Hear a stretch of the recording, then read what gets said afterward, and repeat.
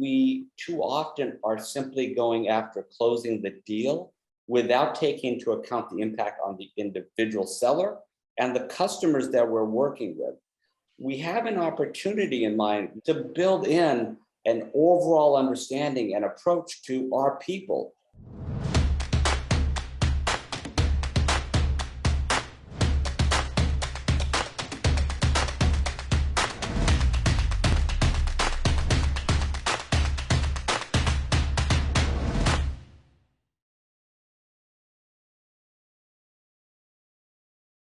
Oh my God, what an amazing question.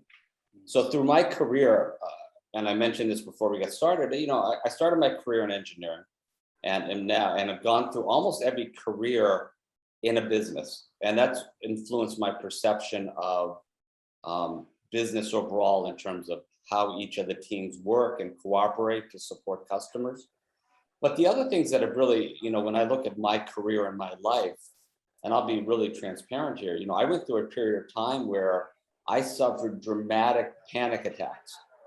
And it really caused me to relook at a lot of what I'm doing. And I've taken a more holistic view of life in general. And that's really helped inform both how I look at business, but how I look at this profession too. It's not simply about, closing a deal. It's not simply about hiring the right seller. It's about the holistic ecosystem that we're creating as a business with our customers, with our employees as well, and even with our shareholders if you're a public company. We need to make sure, one of the things that I've seen that in my opinion is broken, and I'm sure you've read Simon Sinek's, Begin with Why. That book everybody under the sun has, and if you haven't, read it. But one of the things that Simon Sinek talks about in that book that really resonates with me is businesses have so over-rotated on make a profit, work towards the shareholders on Wall Street or any of your local stock exchanges, that we've lost sight of all those other aspects of what business used to be historically and how it's supported people and customers in different ways. So for me, those things have come together to really to lend, to my opinion, a broader view of what we need to accomplish beyond simply the day-to-day sales. And it's forced me to really think about and understand that enablement's role, Tom, is to look beyond simply the tactics of what you do, but to recognize that enablement can play a really strategic role in the business. I'm not saying that means it needs to be at the VP or the C level, but I'm saying strategically, enablement has responsibility for making sure that sellers are well prepared and taken care of within a business. And that means partnering with HR on health and mental health programs. That means bringing them into the company, how they're hired, how they're onboarded and taken care of. It means working with sales and marketing and customer success to make sure that every sales conversation, that every conversation with a customer is done with empathy, in an ethical way. Everybody's also singing from the same choir book. Everybody's on the same page. And that we don't simply opportunistically try to close every deal, because that's not right. You close every deal and you end up closing deals that you shouldn't have closed. We've all been at companies where when you sign up a customer and you're like, what did we sell them? And the reality is the business spends a huge amount of time and money trying to support that wild idea that wasn't on the reservation of what you normally support. And the customer gets frustrated and they leave with a bad experience in the mouth. We need to be smart, and enablement can play a critical role in helping make sure the right people are talking, not necessarily leading the conversations, but getting people to think and talk. Yeah, there's a lot to unpack there, and it's all brilliant. Oh, I know. I'm sorry about that. No, I know it was. I don't want you to be sorry, because I loved it. I want to pick up on a crucial thing you mentioned there. Now, I wouldn't equate having something like a panic attack to the normal Sunday fear someone might have going into the next week, or we're coming to the close of the quarter and our pipeline is short. But it does bring an interesting comparison for, if you're a young rep, or if you're a sales leader, if you're whoever you are, and we're thinking about revenue, we're worried about revenue, but actually there's bigger things in life here. I'm really interested to hear how we can value a salesperson, how we can value a sales team beyond just the revenue they book, and what this tells us about life beyond that and business beyond that, and what we should be satisfied with in our roles beyond whether we met or missed or beat our target. Yeah, I'm glad we're going to go there, because for me, Tom, I mentioned Simon Sinek's book. I mentioned the over rotation on meeting artificial stockholder deadlines and commitments and all of that, because to me, that's fundamentally led business down a path where people are simply cogs in the machine in too many businesses. And I think that also has led to a lot of awareness and calls around mental health. That's led to and brought about a lot of conversations about, are we accepting the current standards and norms because that's what they need to be, or is that what they, or can you do better? And some of the examples that I'm talking about that I think about specifically are, inside sales teams, at least in the US, typically stay on board for 16 months, in that ballpark. Outside sellers typically stay on board, ballpark of 24 months. It's around there. It costs a lot of money when you have to replace those people. So first off, selfish business perspective. It costs me a lot of money to go find, replace, account for the lost opportunity costs, the rebuilding of relationships every time a seller walks out the door. So can we do a better job as businesses and enablement supporting those businesses of taking care of the whole person? And I've had fascinating conversations with people far smarter than I will ever be, where I see really smart businesses and individuals, they use sales coaching not simply as an opportunity for, here's how you go close that deal, but hey, what's going on in your life? What's your next concern? How do we as a business support you to get you there? And having those conversations that are around the whole person. I know I'm going to be talking at the Sales Enablement Society event in a couple of weeks. And I literally just found out this week, so I don't even know if the abstract's up there, but I'm going to focus in on the topic of the impact of negative selling on both the internal sales people that are using the tactic, on the customers they're addressing, because I think we too often are simply going after closing the deal without taking into account the impact on the individual seller and the customers that we're working with. We have an opportunity in my mind, now that these conversations are on mental health and everything else is taking place, to build in an overall understanding and approach to our people and how we take care of them. And that's coaching, it's management, it's leadership, it's how we do deal reviews, it's how we forecast revenue. And there's a lot of things we can do, but getting down a little bit, I was on a conversation yesterday with several people, and we were talking about how do we help sellers, struggling with mental health issues? How do we help them with their jobs? And one of the things that came up, which I disagreed with, was, well, let's cut their forecasts. Let's give them less revenue to go after.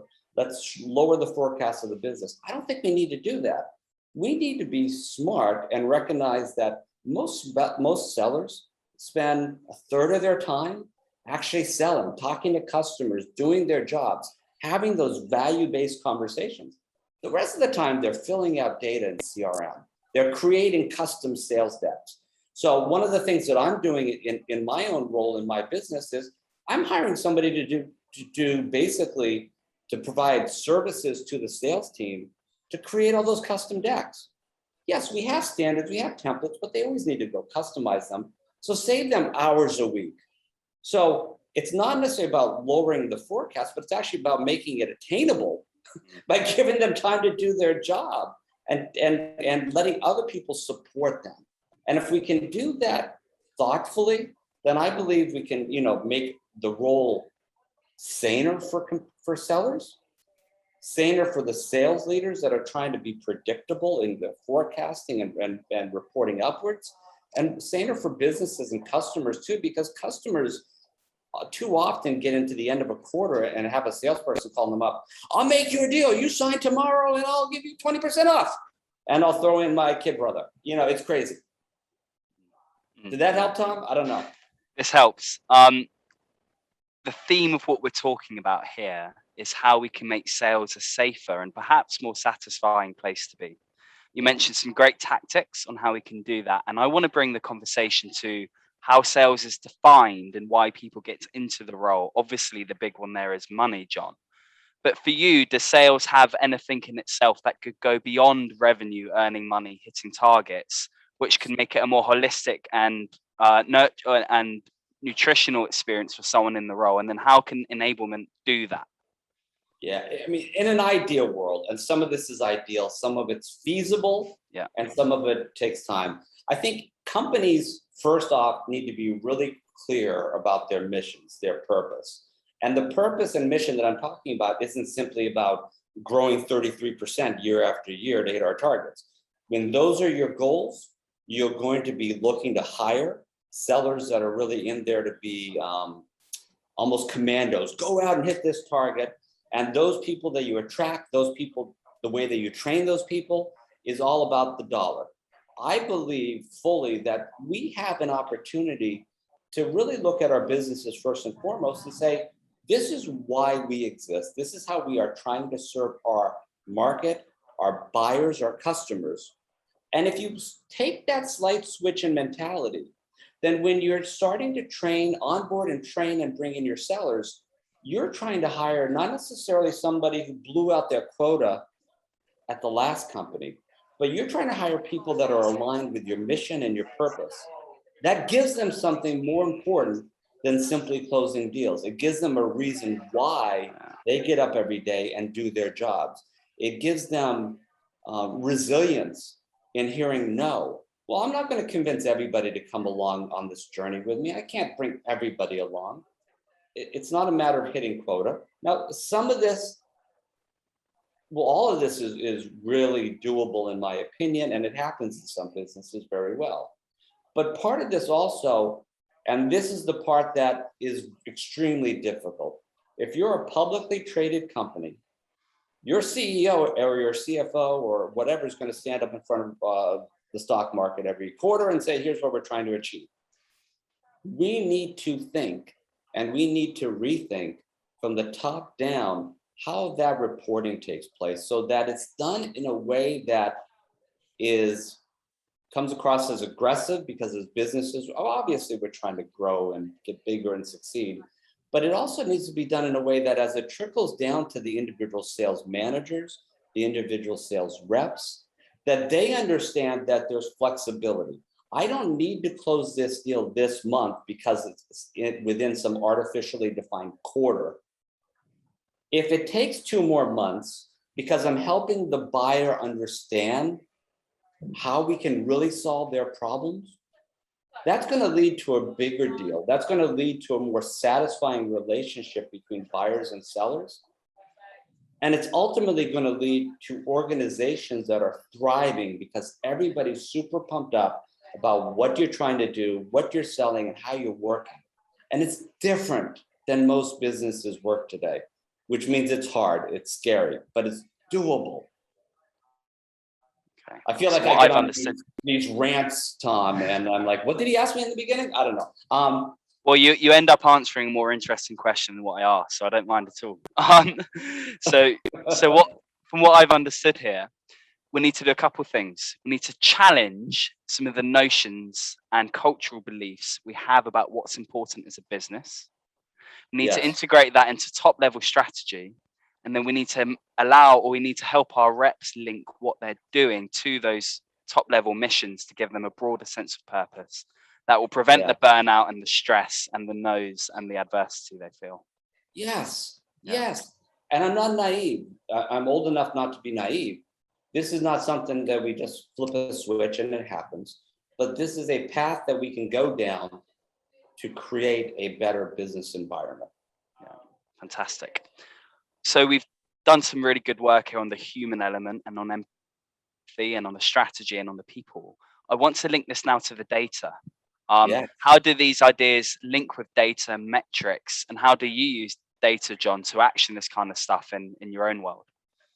Well, so in my own world today, I'd like to say that things are perfect and we're brilliant and beyond anything, beyond anybody else in the world. The reality is we struggle with this just like every other business today. But I'll say at a top level, the metrics that we're watching is, we pay attention to ACV, annual contract value, because as a SaaS company, that's where people are voting about how well we're supporting them. Are we delivering the value that we're promising to help deliver for them? If we are, they're going to buy more. The value is going to go up of our annual contract values. So the number one thing is, how can we support our customers so they don't want to churn? Because if you're not meeting their needs, they're going to leave you. We failed if they left. Possibly having them buy more with us. If many customers start out, certainly in our space, and I see it in many, with a pilot. Let's test this out, see if it's going to work, and they slowly iterate it through or slowly move it through their business as they manage the internal change requirements that are necessary for so much of what is sold in the market today. I mean, when you sell a sales enablement solution like I do, you're not just simply setting up a system, you're impacting the entire ecosystem within which that business runs. So we really advise slowly roll out, manage the change, drive adoption, and that's a process. But all of it comes back to, if we're doing it well, we're increasing the average contract value of our customers overall, on average. Not every customer needs to buy more. Not every customer will buy more. We don't pay as much attention. We do watch it, but we don't pay as much attention to deal lengths and deal velocity, because honestly, those drive the negative behaviors that we were talking about earlier on. Sometimes a deal needs to slow down. I'm not saying our team up and down the chain loves that. Nobody loves it when a deal slows down, but the reality is sometimes the buyer hasn't figured out on their end all of the things that they need to figure out, the people they need to involve, and so on and so forth.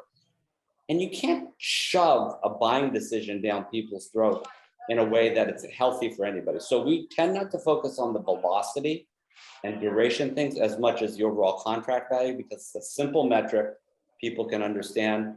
And then we'll unpack that to look at some of those underlying metrics to see where there's opportunity for improvement, certainly.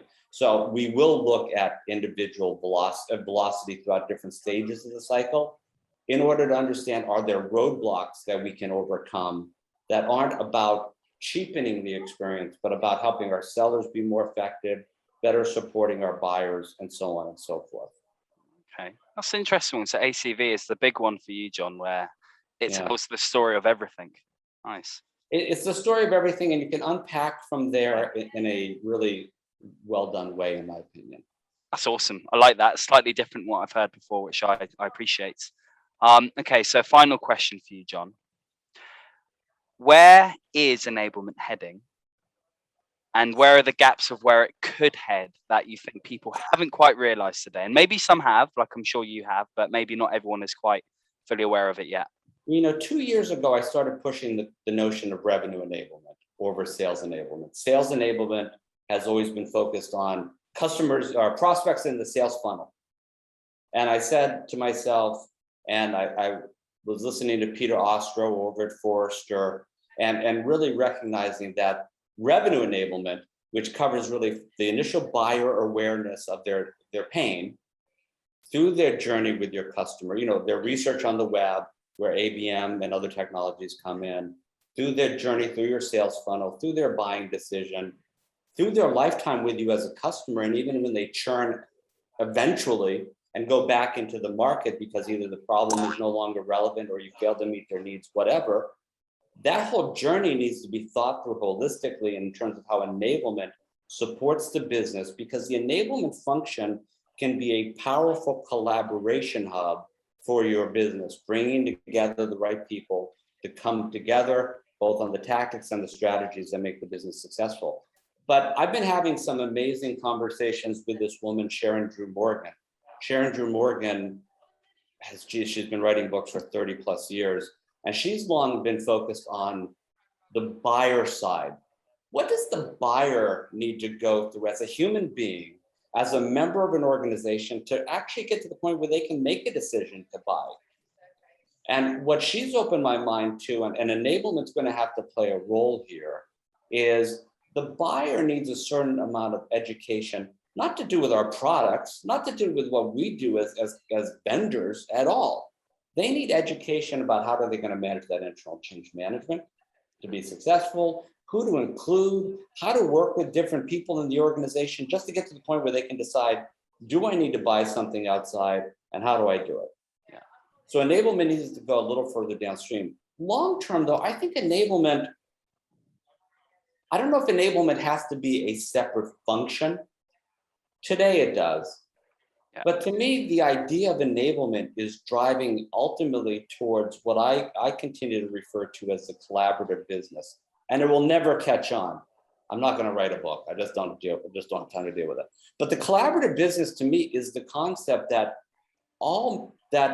we start to break apart these silos that we've created, really based upon the way that Henry Ford created the Model T to manufacture. We created these special silos because people really knew how to do their jobs. It made a lot of sense.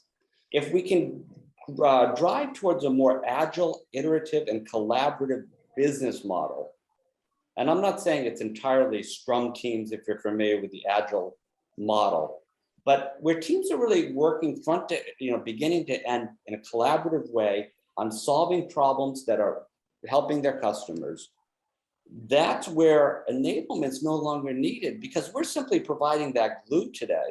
We should be providing that glue today until that understanding, that reflex, that basic instinct of how a business should operate is learned, at which point I don't think enablement's needed anymore if businesses can just incorporate this into how they work.